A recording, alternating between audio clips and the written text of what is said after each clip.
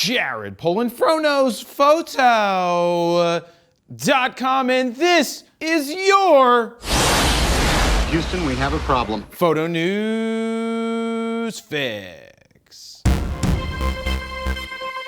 This fix is brought to you by the Super Huger Mega Camera Giveaway, where I'm giving one of you $4,999 of my own money to spend on anything you want at Allen's Camera. That's right, this is the Fro Money Truck backing up beep, beep, beep. To get entered for free and to read all the rules, head on over to bit.ly/megafro22. Don't forget, you could score extra bonus entries when you purchase Fro Pack 1, 2, 3, or the bundle that will be automatically applied on the back end. As always, you do not need to make any purchases in order to win the grand prize. First up, if you've been following my Instagram over the last few days, you would have seen that I was in Florida at NASA for the Artemis 1 launch event. Now, I got a lot of questions about what gear I was taking to try and capture the launch and wanted to fill you all in. I took roughly $47,000 worth of camera gear in 2 think tank bags and 1 tripod bag. I had 2 R3s, a Z9, a Canon RF 600 f4, a Nikon 800 6.3, and a bunch of other Canon RF glass just in case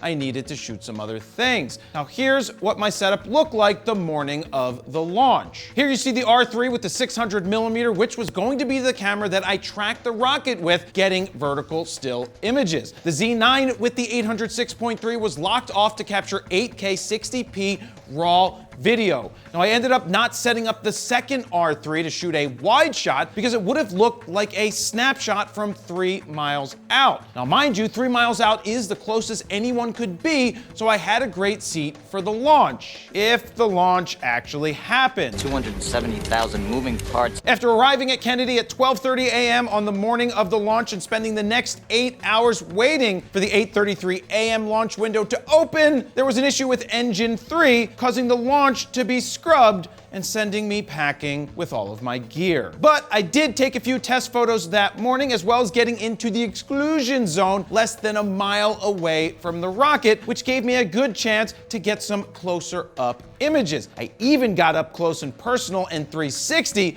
with the crawler. So it was still pretty cool to get that close and get some of the images that I got. Now the next attempt might be, but if it doesn't go then, it might go in mid-October, in which case I may go back and try again. I'll be sharing some more behind-the-scenes stories from NASA on the next Raw Talk, which is out every Friday morning. Anyway, tune in to check that out. Next up, it looks like we might start seeing some third-party glass release for Nikon's Z-Mount.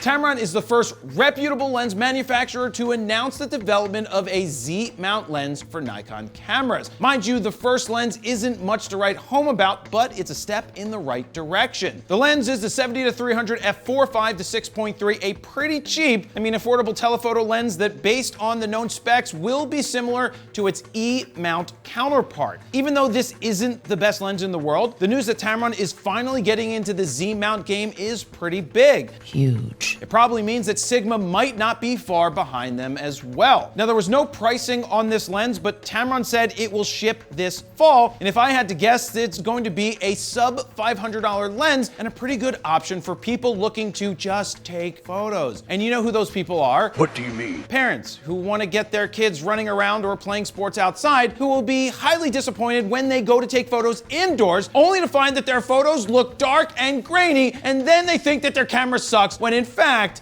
it's not the camera. Now is it? No, I'm not salty, you're salty. Actually, I'm cranky. You get a little cranky when you're hungry. I've gotten 8 hours of sleep in the last 72 hours, so take that. 8! The biggest question here is this: when will Sigma and Tamron both get into the RF game? Because in my opinion, more affordable quality lenses leads to more people happy with their photos and less people giving up on photography. Yeah, glass, glass. Glass, glass, glass. And finally, could the Nikon Z8 be sporting a 67 megapixel sensor? I don't know. Well, after Nikon China posted an image with the size of 6670 by 10,000, some people think that the answer is yes, and I personally have no idea as I haven't heard anything as of now. The Nikon rumors guy thinks that even if there is a Z8 in the works, we might not see it until after Nikon catches up with the Z9 orders, as he feels the Z8 body would somehow kill off sales of the Z9. Now, I kind of get why one would think that, but on the other hand, Nikon is not going to make a camera that is so close to the Z9 that it cannibalizes its sales. If a Z8 is in the works and has a 67 megapixel sensor, I would expect it to be slower, much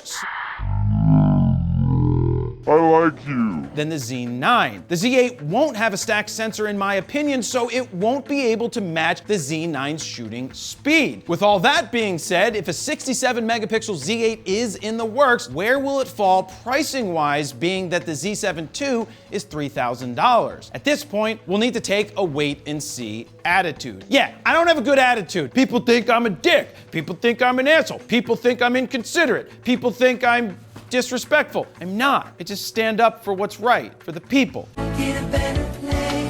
And there you have it. That's your photo news fix this time around. To check out the last fix, go ahead and click on the screen right here.